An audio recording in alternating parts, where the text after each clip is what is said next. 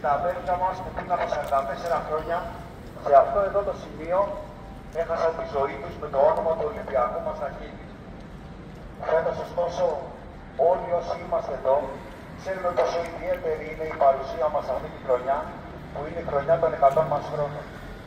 Η φετινή χρονιά την κάνει ακόμα πιο ιδιαίτερη, ωστόσο, και το γεγονός πως εκτός από κάποια αδέρφια που έφυγαν τα τελευταία χρόνια από κοντά μας, δεν βρίσκονται σήμερα εδώ και τα αδέρφια μας που είναι στη φυλακή.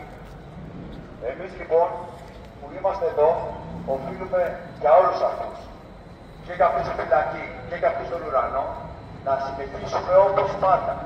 Να είμαστε σαν πύρα 7, η ασπίδα και το δόλι του αχνοστοφανωμένου έφηβου, που φέτος γίνεται αιώνιος. Αιώνια η πίστη μας στον Ολυμπιακό μας, ζήτω ο Ολυμπιακό μας, ζήτω η πύρα 7. Αδέρφια, ζείτε, εσείς μας οδηγείτε, αδέρφια, ζείτε, εσείς μας οδηγείτε, αδέρφια, ζείτε, εσείς μας οδηγείτε. Παναγιώτης Τουμανίδης, 14 ετών.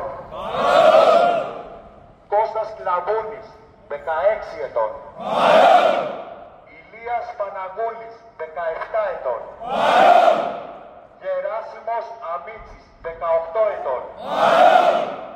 Γιάννης Κανελόπουλος, 18 ετών. Σπύρος Λεωνιδάκης, 18 ετών. Γιάννης Φιλιόπουλος, 19 ετών. Νίκος Φίλος, 19 ετών. Γιάννης Γιαλινάς, 20 ετών. Βασίλης Μάχας, 20 ετών.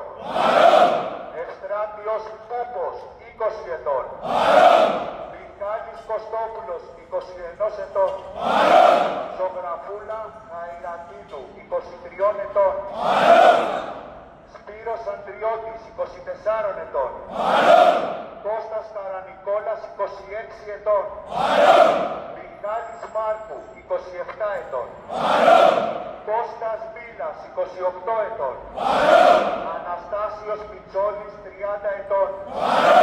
Αντώνης Κουρουπάκης, 34 ετών. Χρήστος Χατζηγεωργίου, 34 ετών. Και Δημήτριος Αδαμόπουλος, 40 ετών. Αδέρφια! Ζείτε, εσείς μας οδηγείτε, αδέρφια! Ζείτε, εσείς μας οδηγείτε.